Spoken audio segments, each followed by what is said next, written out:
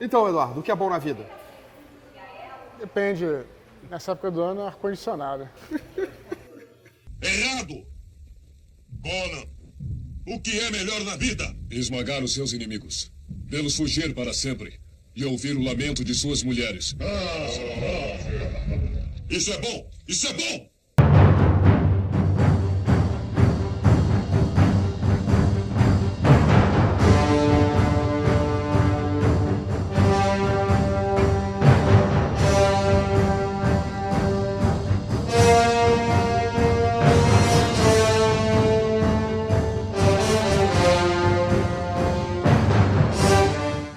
Voltorama no área, hoje a gente vai falar sobre Conan. Eu tô aqui com o Eduardo Spor, especialista com Conan, Robert Howard, pelo menos um adorador. Sou um grande fã. Especialista, é difícil falar. Especialista sempre é sempre pra você falar merda. Então quando você fala que é especialista, alguma coisa deu errado. Então vamos ser humildão. Fãs. Sou fã, sou um grande fã. Fãs de Robert Howard. Fanático por Robert. Fanático por Robert Howard. Principalmente por Conan ou por todo o universo que ele criou? Mais por Conan, cara. Conheço algumas outras coisas que ele já fez, mas o Conan fez parte da minha história aí, desde os quadrinhos, os filmes, né? E principalmente depois a parte literária, que me inspirou muito na minha carreira de escritor. Então foi algo impressionante, assim, junto com o Lovecraft e outros caras pulp. Tenho grande admiração por ele. O Robert Howard, pra quem não sabe, ele nasceu em 1906 e com 26 anos ele foi o criador do Conan, o Bárbaro. Né? E fora isso ele criou Solomon Kane, Krull, Red Sonja também é dele. Não, Red Sonja do Roy Thomas. Foi do Roy Thomas, veio depois. Ele criou um Red Sonja, na verdade, Sonja de Rogatino, era um outro personagem que não tinha nada a ver com a era iboriana, era uma espadachim do século XVII, XVIII, coisa assim.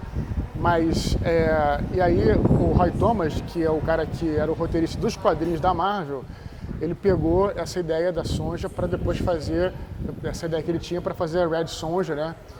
Que o equivalente à Sonja, Red Sonja do Howard era a Valéria, da Irmandade Vermelha, uma pirata que também fazia muitas aventuras com o Conan. É aquela que tá no filme. Tá no primeiro filme, Conan o Bárbaro. O Robert Howard, ele foi acho que um grande escritor na época dos pulp magazines, né, que até inspiraram bastante ele, junto com o Lovecraft, que acabou se tornando um grande amigo e trocavam cartas falando sobre esse universo de ficção, de fantasia, terror, né, as revistas Weird Tales, que eram contos exatamente baratos, eram umas revistas baratas que apresentavam histórias fantásticas. Em dizer que isso era um fenômeno na época, porque você imagina uma época onde não existia televisão, o cinema era muito caro e nem todos tinham rádio em casa. Então a maneira como... E aí você tinha outra mídia que era a literatura. A literatura na época, quando saía alguma coisa em livro, era algo assim, não era fácil você publicar um livro. Então só, vamos dizer assim, os caras mais conceituados e tudo, etc. A literatura, como na época se chamava, você acha bizarro esse termo, baixa literatura, a literatura mais pra galera que nem a gente, nerd e tudo, era tudo através de revistas, né? E aí isso também, revistas ou periódicos ou jornais, né? Na Inglaterra tem aquele Penny Dreadful que o nego fala, que era aquelas, temos o folhetim, mais ou menos a no mesma... Brasil, os folhetins no Brasil. Então as revistas pulp, tem inclusive um site, posso até ver o nome na internet, que ele fala sobre as revistas pulp, e tem lá o scan de quase todas, e é feita para tudo que é coisa. Tipo, revista, história sobre aviação, história sobre boxe, tem umas revistas que é só história sobre boxe, imagina isso. Maneiro. Então era um fenômeno na época. E sem falar que elas foram um ponto de criação para muitos escritores. Muitos escritores naquela época que não tinham tipo Arthur C. Clarke, o próprio Robert Howard, Frank Herbert, o Asimov. Todos eles começaram ali. Não tinham penetração, digamos assim, na alta literatura, né? Ela escreveu logo um livro para publicar. Mas acho legal falar sobre isso porque também é bem interessante. E é uma coisa muito legal e se você puder dar uma olhada, vou tentar botar esse link aqui que tem todas disponíveis para vocês poderem ver. Aqueles que não nos matam nos tornam mais fortes. Entre a época em que os mares engoliram Atlântida e o surgimento dos filhos de Arias, houve uma era incrível. E foi então que Conan defendeu a coroa de Aquilônia diante de muita turbulência. Sou eu, seu historiador, o único que pode contar a respeito de sua saga. Deixe-me falar sobre aqueles dias de grandes aventuras.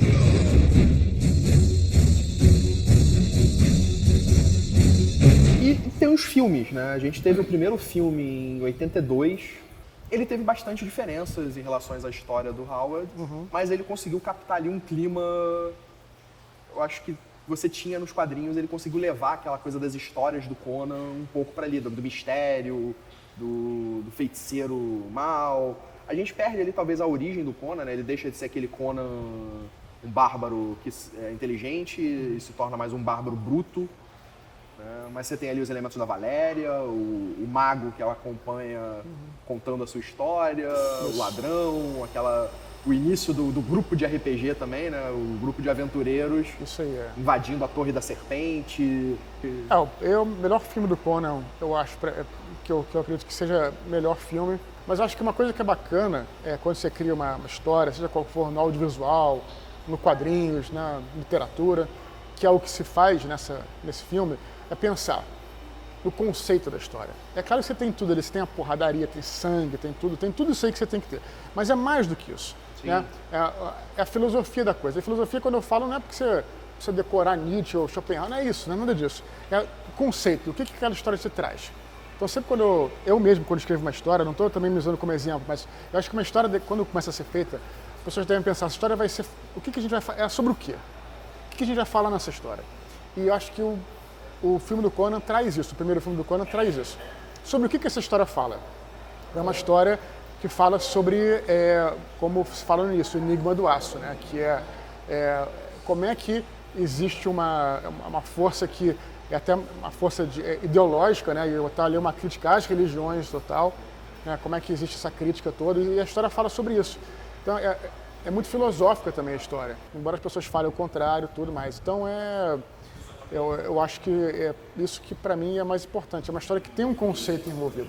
Não é só o sangue, tudo isso é camada superficial, mas tem um conceito envolvido. E é coisa do Tulsadum, uma coisa exatamente essa coisa do Enigma do Aço, que o começo do filme é exatamente isso. É ele em busca do Enigma do Aço, né? Descobrir aqueles que conseguem forjar as espadas. E aí no final do filme, quando ele reencontra o Tulsadum, né? Ele já extrapolou isso, ele não busca mais o Enigma do Aço. Isso, exato. Porque ele sabe que o Enigma do Aço, na verdade, a espada não é a força maior.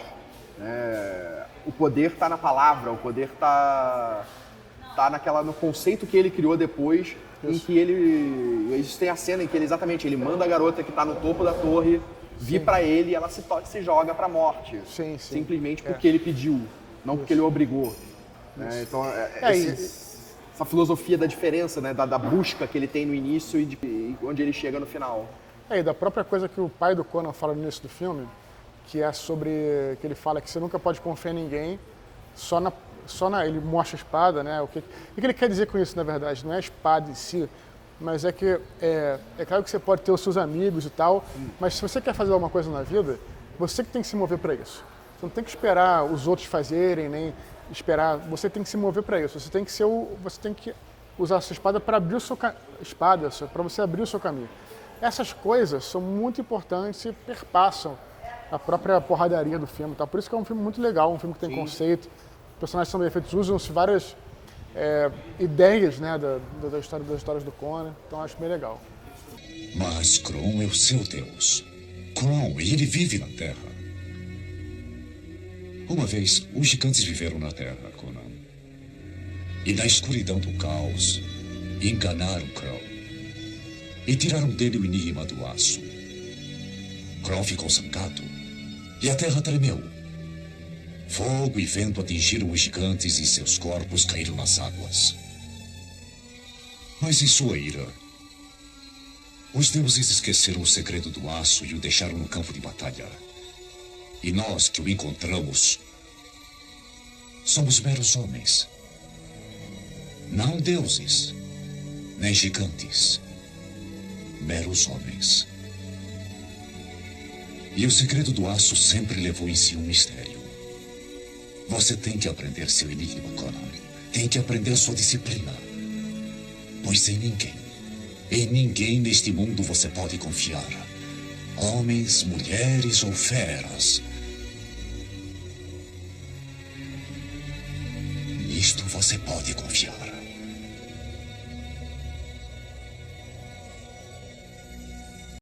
E em 84 foi o segundo filme, que aí já não foi tão bom.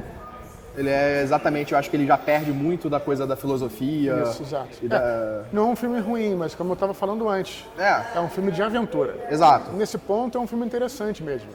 Mas não tem, como eu estou dizendo, você pensa, quando eu te pergunto sobre o que fala o primeiro filme do Conan, você vai poder falar várias coisas, vai filosofar e tal. O segundo, você vai se lembrar, é bacaninha e tal, mas sobre o que fala o segundo filme?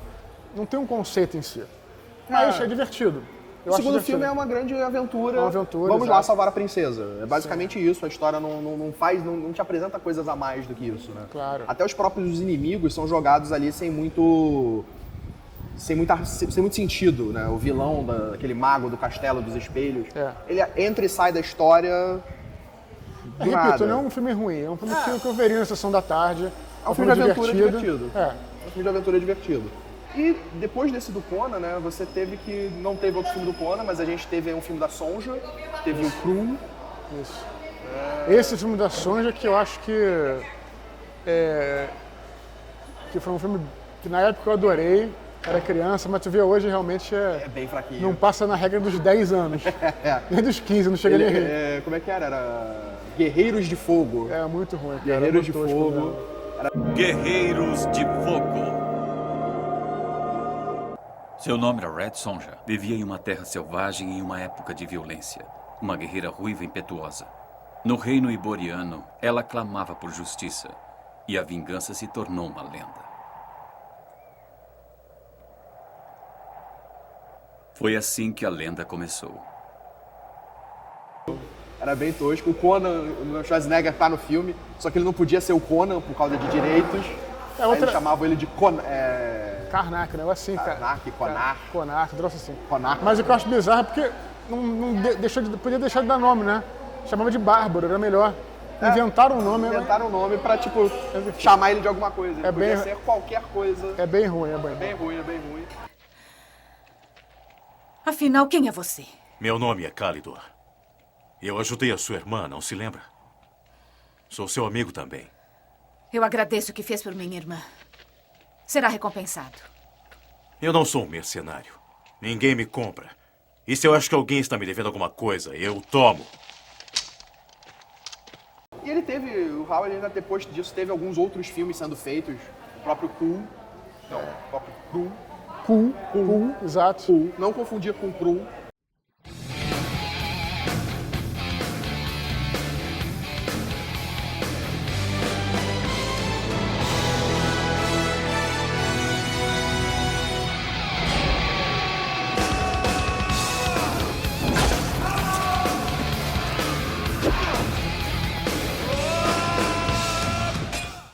Fez Solomon Kane. Eu não vi nenhum dos dois. Solomon Kane que foi com... Também não lembro. São filmes que não tiveram impacto. Isso, E em 2011 ele voltou com Conan, com Jason Momoa. Eu achei visualmente o filme interessante. Visualmente, realmente é. Visualmente o filme é legal. Eu acho que a direção de arte do filme é muito boa. Exato. Realmente é muito interessante. E visualmente ele é muito bom, mas eu acho que não convenceu muito, né? Não sei se o ator não foi tão bem, ou se a direção não foi legal também. A história também não seguiu um padrão iboriano. A história eu acho que é o que mais errou nesse filme. Que o Momoa como Conan, eu acho que a personalidade dele ali tava boa. Aquela introdução, eu achei sensacional a introdução, a história dele criança, a introdução do personagem ali foi muito boa. Aquilo ali, eu vi tinha visto aquela imagem antes do filme, no trailer, e eu falei, caramba, isso tá maravilhoso, isso tá sensacional. Pô, esse filme vai ser muito bom. Só que aí depois a história, eu acho que me perdeu aquela coisa da personagem da Rose McGowan, do vilão da história. Uma coisa que não tinha nada a ver com o crime iboriano, né? Exato, não tinha nada a ver com a história. Um mago fortão, uma coisa que não vai pra porrada com ele. Então, se fosse se eles pegassem alguma história clássica, pra contar ali, adaptar, talvez fosse porque muito tem melhor. tantas, né? Tem tantas, exato. Tem tanta história boa. Aí eles criaram uma história que não fez pra mim o menor sentido Isso, é. com o Conan. Depois que o Schwarzenegger saiu do governo da Califórnia, voltou a fazer filme, e ele tá encabeçando aí o projeto desde 2012. É porque ele queria ser presidente, não pode. Não pode. Agora quer ser rei, né? Tem que ser rei. Assim, Conan levou a filha do rei Osric para a casa de seu pai. E não tendo mais preocupações, ele e seus companheiros buscaram aventuras no Ocidente. Conan participou de muitas guerras. Seu nome foi muito honrado e temido. Um dia, ele tornou-se rei por seus próprios méritos. Mas essa é uma outra história a ser contada. A gente tá aqui com o Eduardo, a gente falou um pouco sobre Conan. E leiam, né? Leiam Conan, leiam Robert Howard, é muito bom. Descubram esse novo universo, não fiquem só nos filmes, não fiquem só nos quadrinhos. Ler é bom. E leiam os livros do Eduardo também. Batalha do Apocalipse, Filhos do Éden. Que tem muita influência de Conan. Aí, ó, fechou bem, hein? Fechou bem. Exatamente. Com o jabá. E o Jabá, o Jabá. Isso aí. Pera aí, e não se esqueçam, se inscrevam aqui no canal, curtam o vídeo. Deem like. Deem like, compartilhem. Apertem no negocinho pra receber a notificação. Pra receber notificação também. Isso aí. Eduardo tá sabendo tudo aqui, Isso aí. sabendo de tudo. E acompanhem, Tá compartilhem. precisando de empresário aí? Até tô. Se quiser, ó, empresário, tô precisando. Ganha um prato de comida. Pelo menos por enquanto. Vou cobrar então agora. Valeu, galera. Até mais.